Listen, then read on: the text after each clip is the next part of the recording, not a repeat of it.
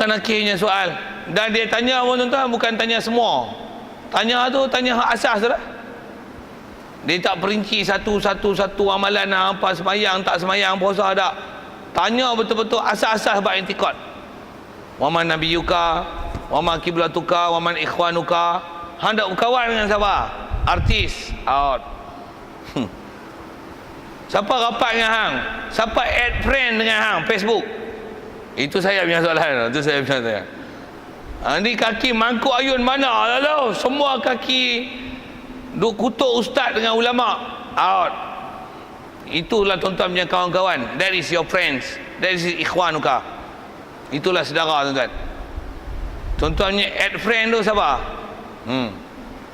Kalau Tenteri Agung, Menteri ya, tuan-tuannya pembesar dan pembesar. Kawanlah hang dengan pembesar. Itu friend hang, itu mampu aku masuk kubur, mampu hang. Duk kawan dengan pembesar, tak nak kawan orang yang rendah. Pada orang besar, act nak mampu. Tuan-tuan ada act, pergi jawab itu. Dan ditanya juga, mana rajulul ladzi ursila ilaika? Ni siapa lelaki yang dihantar kepada engkau ni? Hang terkenal ni. Dan jangan, semua orang yang kalau faham, dia akan faham siapa maksud yang ditanya. Maksudnya tanya Rasulullah.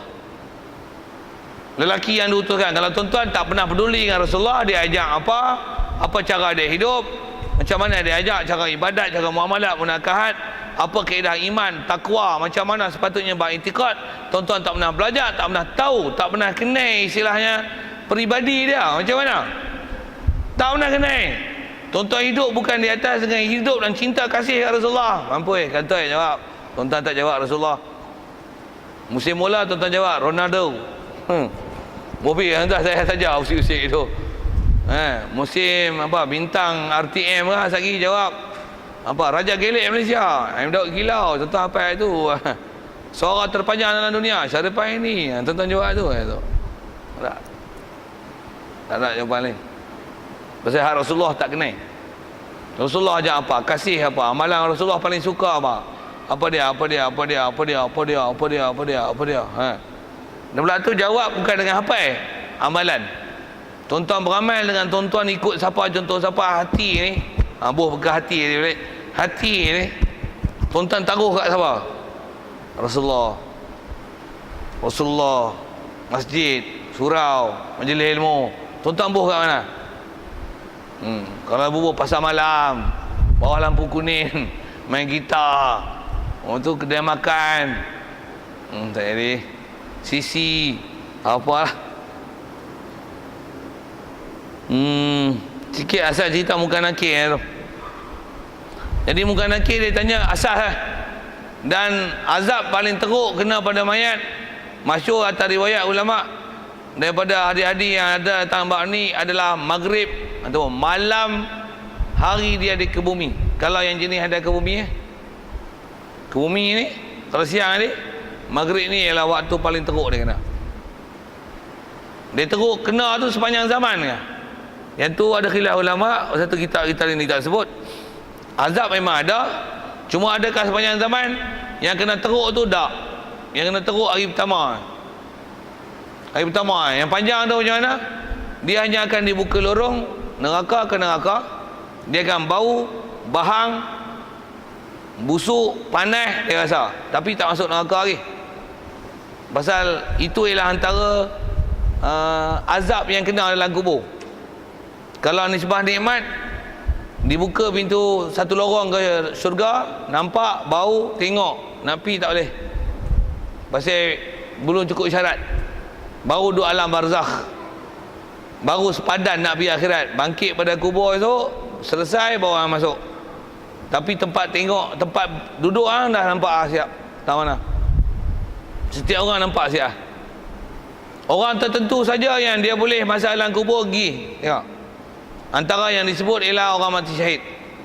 Kita jumpa bab tu nanti insya-Allah. Orang mati syahid ialah orang yang dalam kubur lagi dia boleh pergi. Bahkan tu yang dia tak kena sembahyang. Tak sembahyang, maksudnya tak payah di sembahyang, mandi dengan dia. Tak payah di kapan kena kapan, tak payah di sembahyang dengan dia. Tak nak mah.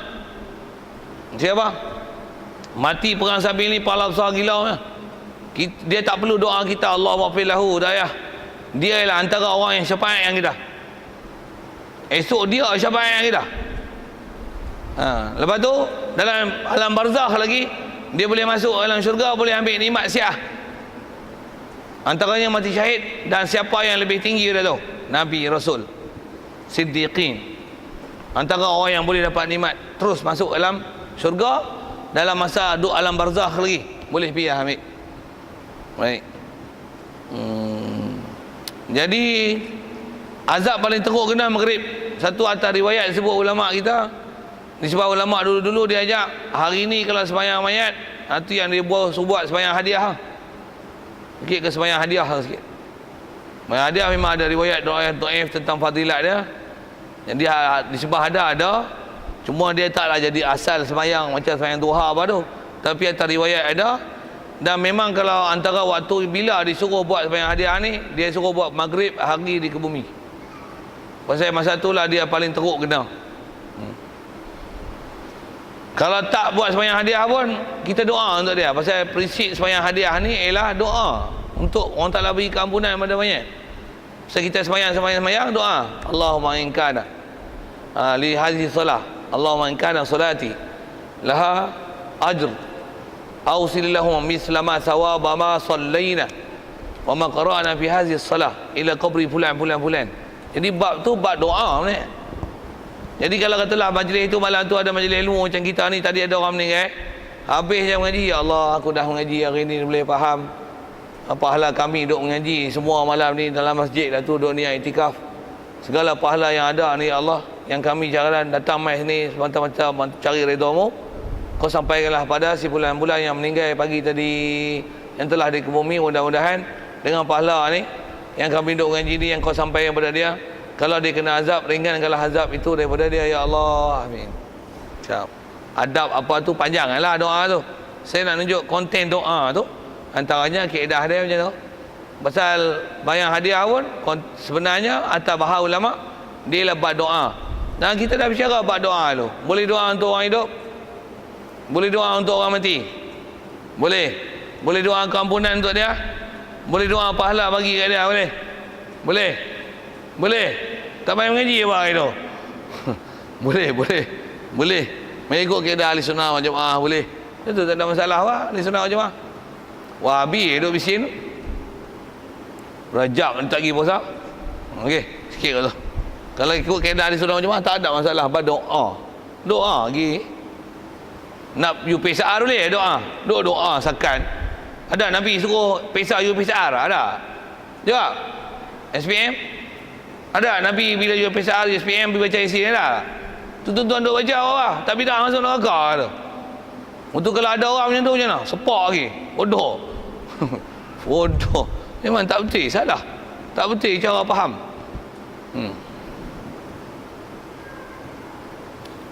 Baik. Jadi umumnya ada soal munkar nakir. Kemudian itu kata dia wajib juga i'tikad tentang siksa kubur dan nikmat kubur. Saya sebut sekali lalu tadi apa dia siksa kubur. Dibuka satu lubang ke neraka, dia rasa bahang panas dapat lihat. Sakit memang sakit kalau panas tu. Tapi panas Masjid pun panas, teruk orang ni panas dalam kubur kan. Sikit gitu. Dan antara umum sebut dalam kitab azab orang dalam kubur ialah kalau tulang rusuk dia begini, dia akan kena himpitan kubur, tulang rusuk berselisih. Umumnya ahli kubur kena azab ni, melainkan siapa yang dikecualikan oleh Allah Ta'ala. Nak sebut umum. Macam mana umum kena soal munkar nakir, umum kena azab. Itu umum azab kubur. Kata siapa yang dikecuali, antaranya orang-orang yang memang istilahnya takwa, salih. Satu sekurang-kurang kita bagi duduk tahap tu. Jadi takwa dan soleh. Macam mana takwa? Junjung perintah, tinggal larangan. Akidah yang betul. Akidah betul umumnya takwa. Inna akramakum innallaha atqakum. Jadi atqa tak akan jadi takwa melainkan dengan mesti iman sahih dan amalan dengan ilmu. Syarah tu cukup panjang, tapi itu sebab untuk boleh selamat daripada kena azab dalam kubur, antaranya himpitan kubur. Satu ilmu tak ada kena ngaji. Akidah tak betul kena apa betul. Dosa memang kena faham. Kita ni mesti ada dosa. Kita manusia sekupang. Bukan Nabi dan Rasul, bukan malaikat. Para sahabat dulu pun yang mereka rapat dengan Rasulullah pun tuan-tuan, hari-hari duduk takut dia orang akan disebahkan dalam buku catatan penyimpan rahsia Rasulullah bernama Huzaifah Al-Yamani. Hari-hari jumpa. Antaranya Sayyidina Umar sendiri kata, ya Huzaifah, nama aku ada dalam nama munafik. Orang takut macam tu kan, takut nama dia masuk munafik. Kita muka sekupar ni kan tak biasa pun, aku munafik apa, okey lah. Antara munafik tu cakap lain buat lain. Kalau nak besar kena tu kat saya kan tuan-tuan. Saya suruh tuan-tuan main jemaah, saya pergi jemaah. Sifat munafik kena. Ada sahaja sabar.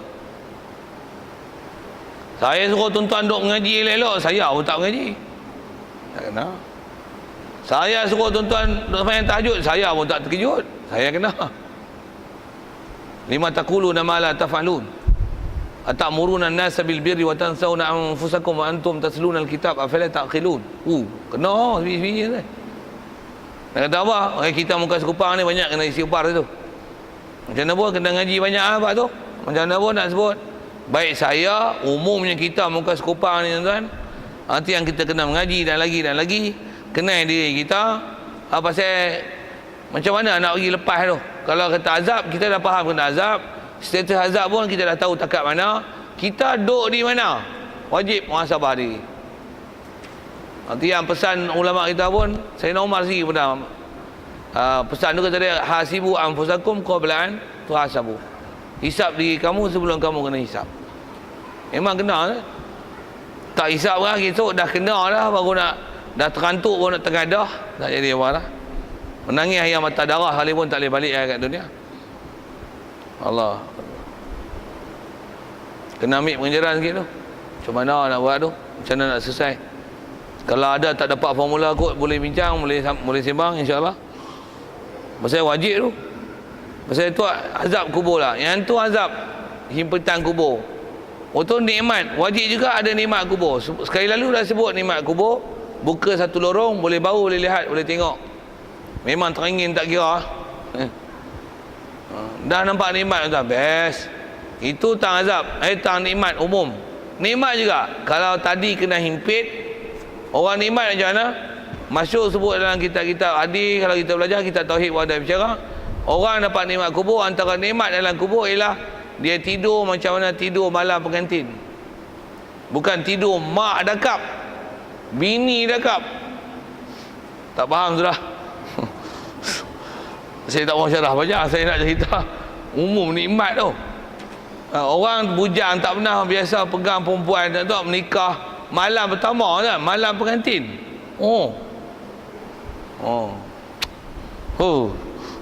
Cukup lah saya sebut cakap tu lah. Lagi lebih-lebih lah. Tapi nak kata apa? Dia punya seronok macam tu. Macam mana kalau sikit kot hak tu kot nampak over kan. Tapi dalam hadis sebut itu. Kata dia sebut nim ka naumatil arus, macam mana tidur malam pertama pengantin. Malaikat muka nakir yang suruh tidur tu, tidur. Macam mana tidur malam pertama pengantin. Malam pertama jumpa orang jantan jumpa betina, betina jumpa jantan. Kalau anak pun tuan-tuan, kalau duk teriak ni, wah wah wah wah teriak macam mana? Mak dia peluk macam mana? Tak payah peluk tuan, bau ketiak mak dia pun dia segar. Pegang. Peluk macam. Sajalah action ni. Macam mana? Oi, sengap. Ya. Dia nak ngamuk-ngamuk kan. Tu pun ngamuk ni. Orang jantan bagi bini nak nikah nak. Macam mana? Diam. Tak menyawa apa tu. Diam. Sengap. Sikit dah saya nak cerita. Ada azab, ada nikmat. Jadi duduk di depan. It's up to you. Whether one you to go you dapat nikmat, or you to go tu dapat azab. Pasal kat kita dunia ni dia alam ikhtiari. Tuan-tuan boleh pilih. Pilih nak mana? Masjid agak jauh boleh pergi, boleh sampai tak? Sampai. Duk muka duk ada. Kau ada uzur tu tak tahu, tapi tok ayah tak nampak apa ni. Kau jauh kan.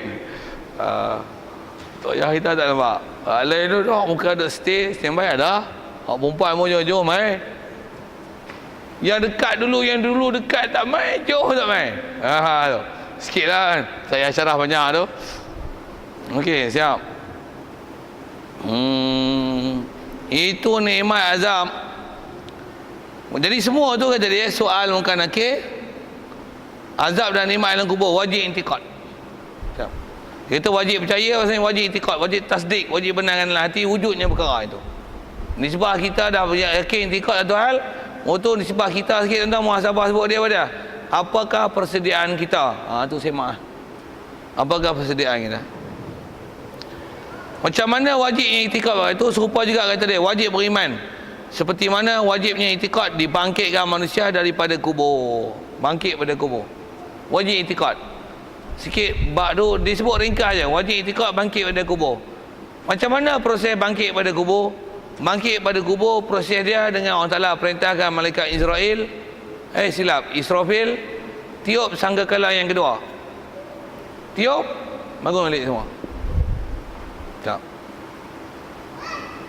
Wajib intikad adanya tiup sangkakala kedua, bangkit pada kubur, dan disebut tu himpun kepada masyar. Wajib intikad mula duk bertabak dekat istilahnya tempat kubur masing-masing, lepas tu akan dihalau, dikumpulkan.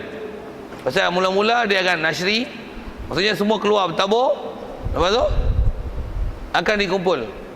Masyhur sebut ulama pun berdasarkan nah hadis yang ada di padang mahsyar esok tu umumnya tempat kumpul, dan kita akan dikumpulkan mengikut kumpulan masing-masing. Dia ada grup masjid, grup surau, sebut biar itu.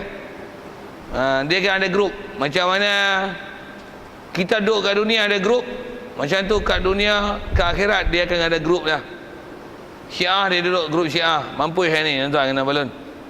Wahabi duduk Syiah buat Wahabi. Dia tak duduk dengan kita. Yang kata ke akhirat, kat dunia pun dia tak duduk dengan kita. Wahabi tak duduk majlis dah.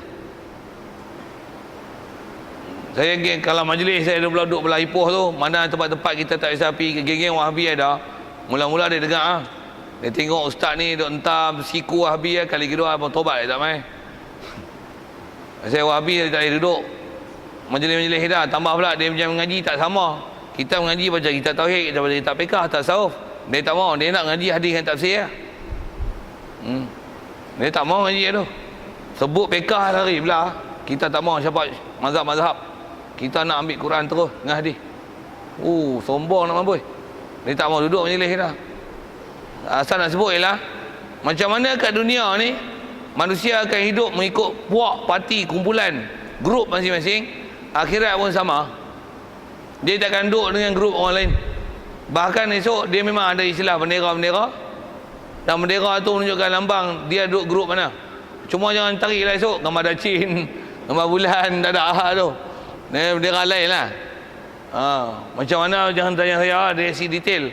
Macam mana pun umum atas sebut ulama, bendera yang ada la ilaha illallah tu mesti antaranya. Dan setiap Nabi Rasul dia ada Muhammad Rasulullah, Isa Rasulullah, ni Ibrahim Kalimullah. Masing-masing Nabi Rasul itu yang originalnya. Ada pula yang photostate-nya, first standard, second standard, third standard.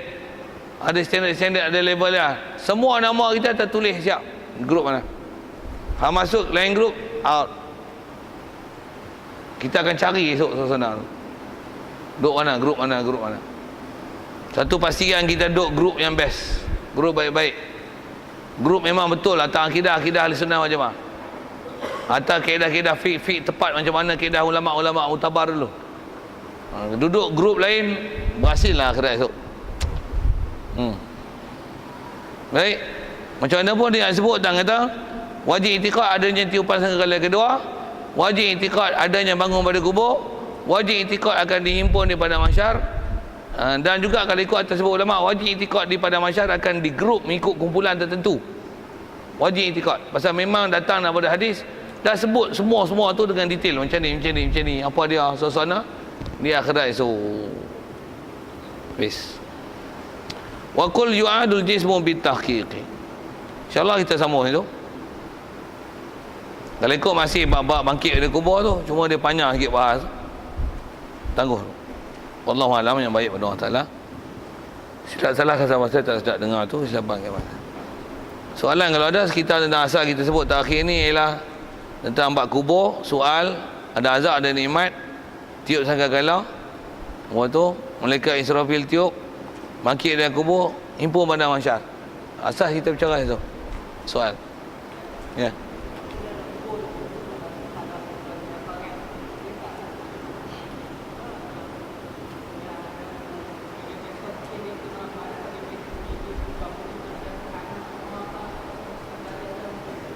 Oh, masuk dalam kubur. Lepas tu keputusan dia memanglah tentu dah syurga neraka tu dia tahu macam tu. Lepas tu adakah amalan-amalan tu? Yang tu kalau kita pandang, jadi soalan tentulah kan, tentang kata ada orang dalam kubur. Dalam kubur kalau ikut dia tahu tempat dia mana syurga neraka tu. Adakah amalan-amalan daripada orang di belakang ni boleh boleh istilahnya membantukan tukar lokasi dia tu? Seingat saya kalau dalam bab alam kubur ni, apa dia mati masa tu, hal dia adalah pada masa tu. Nisbah tukar tak tukar tu, pasal nisbah alam barzah ni dia masih ada istilah connection dengan alam akhirat dari segi sudut jariah dia. Begitu juga dari sudut amal jariah lah kot, yang mudah yang ada connection itu. Jadi katalah misalnya mula-mula dia ni memang kira kalau ikut di sebelah kiraan dia neraka. Dia nampak tempat neraka dia tu. Dengan sebab dia pernah wakaf macam ni. Doa pula, orang doa, nak doa apa doa. Dapat pahala sikit. Pasal cerita kalau ikut masuk dalam bab-bab akidah, ahli kubur ni nisbah apa keadaan yang ada pada mereka dalam kubur, mereka menanti-nantikan rahmat daripada orang dunia dengan doa dan bagi salam. Satu kita pergi kubur, Assalamualaikum ya harul mu'minin, dia orang tunggu sangat.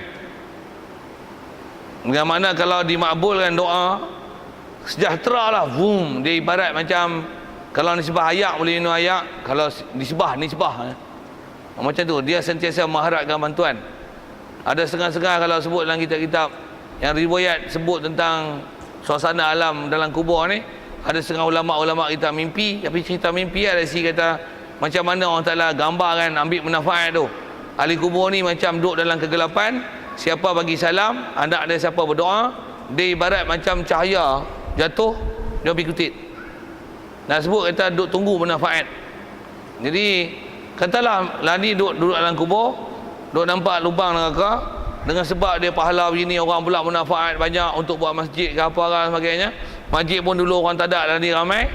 Atas sebab tu ramai, pahala dia tu boleh cover dia punya pahala yang sikit lagi nak boleh menyebabkan masuk syurga tu. Alam dalam kubur dia tu berubah dengan syarat iman yang betul, dengan akidah yang sahih. Jadi dia atas kata boleh ke ada dengan sebab tu bertukar tu. Kalau masuk seingat saya dalam bab kaedah ahli sunnah wal jamaah ni, ahli kubur suasana dia macam tu.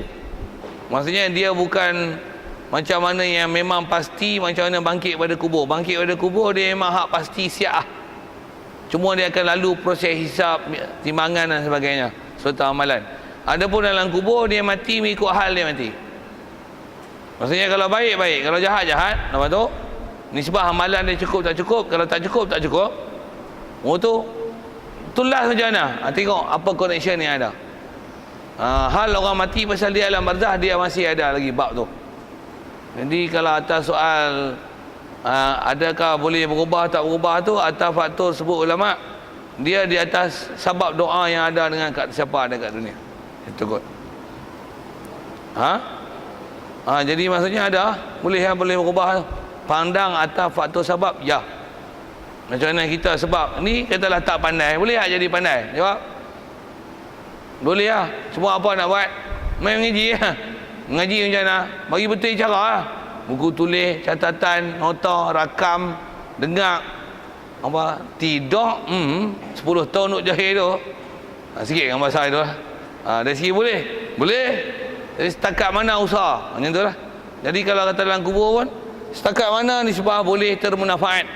Dengan sebab siapa ada kat dunia. Anak murid ada berapa ribu. Sedekah jariah ada berapa. Anak ada berapa orang.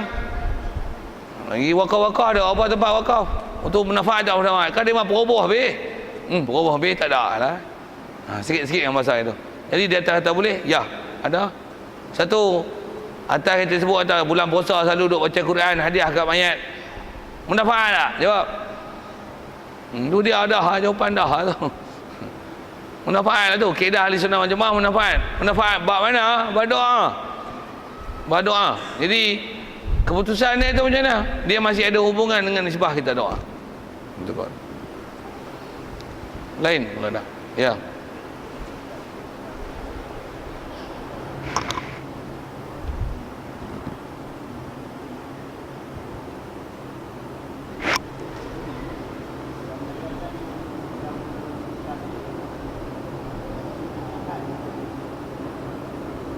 Dia tipu, tertipu.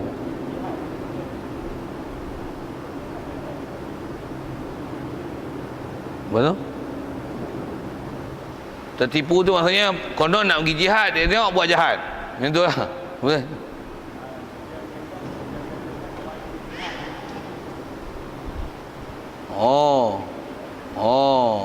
Dia kata siapa pergi jihad tu tipu. Pasal apa kena tertipu pula? Dia kata macam tu. Maksudnya siapa pergi jihad ni tertipu ya. Konon dapat pahala macam ni lah. Temberang macam tu. Macam tu kan. Soal tanya hak tu kan. Wow. Apa ni? Soalan yang ditanya ialah ada maklumat terkini yang ada orang kata ada komen orang yang pergi perang sabilillah ni sebenarnya kena tipu lah. Tak ada pun fadilat tu. Macam tu kan ayat dia. Macam tu kan. Ada orang duk kata bahawasanya orang mati perang sabil ni yang dapat fadilat dengan tak payah dimandikan, tak payah disembahyangkan tu. Yang tu dapat kata lepas pada azab kubur dapat boleh pergi dalam syurga. Awal-awal lagi dapat nikmat, dapat rezeki. Walaupun sebelum bangkit pada tiup sangkala yang kedua. Dia kata kena tipu ya tu. Macam tu kan. Salah tau. Kalau bab hadis kalau bicara ni, kalau dia dusta hadis Nabi kafir terus tu. Dalam Quran berapa banyak ayat-ayat tentang syahid. Jadi kalau siapa menafikan tu hadis-hadis macam tu, pasal benda tu maklum fiddin bidururah tu. Bab zakat ada asnaf perang sabil. Kalau kita belajar bab-bab ayat Quran pun surah Ali Imran, antaranya ada beberapa ayat yang turun dengan sebab orang mati syahid yang dapat balasan masuk syurga dah lah ni, walaupun tak tiup sangkakala yang kedua zaman Rasulullah tu lagi, dia minta pada Allah, ya Allah hidupkan aku, bagi aku hidup kat dunia, aku boleh cerita, beri khabar gembira dekat dia orang, supaya cerita kat dia orang, aku ni dah mati dalam perang sabil dan aku dah dapat nikmat ni, aku orang Ta'ala bagi hidup balik dan aku takkan mati melainkan nak mati perang sabil juga. Orang Ta'ala tak izinkan, tapi turun ayat Quran tu surah Ali Imran ayat berapa tau, yastabshiruna bi ni'matin minallahi wa fadlin. Kata tentang ceritakan kelebihan mati syahid dalam perang tu. Jadi kalau siapa kata ni kena tipu, dia mendustakan maklumat tentang perang sabil tu dan mati perang sabilillah ni, salah besar dalam bab agama. Kalau atas kata dia mengingkar benda ni termasuk dalam maklum fiddin bidururah, boleh jatuh murtad tu. Pasal maksudnya dia Islam memperolok hukum agama, memperolokkan orang yang pergi perang untuk bela Islam, yang kalau memang betul dan cukup syarat dia akan dapat mati perang sabil. Dia kata yang ni kena tipu, kena bohong, kena lawak aja, tak ada maklumat macam tu. Kalau dia kata itu salah besar. Sekurang-kurangnya memang martabat dia haram dan boleh bawa pada kufur. Apatah lagi kalau memang dia kosot untuk mendusta dan memperolokkan hukum tersebut. Salah besar hukum tu. Dia cakap ini. Ada macam tu ni. Alhamdulillah. Allahu a'lam. A'udzubillahi minasyaitonirrajim. Bismillahirrahmanirrahim. Allahumma nawwir qulubana min nuri hidayatika kama nawwartal arda min nuri syamsika wa lana bi rahmatika ya arhamar rahimin. Warzuqna fahaman nabiyyin wa hifdzal mursalin wa ilhamal malaikatil muqarrabin wa sallim tasliman ala jamil anbiya'i wal mursalin walhamdulillahi rabbil alamin. Assalamualaikum warahmatullahi wabarakatuh.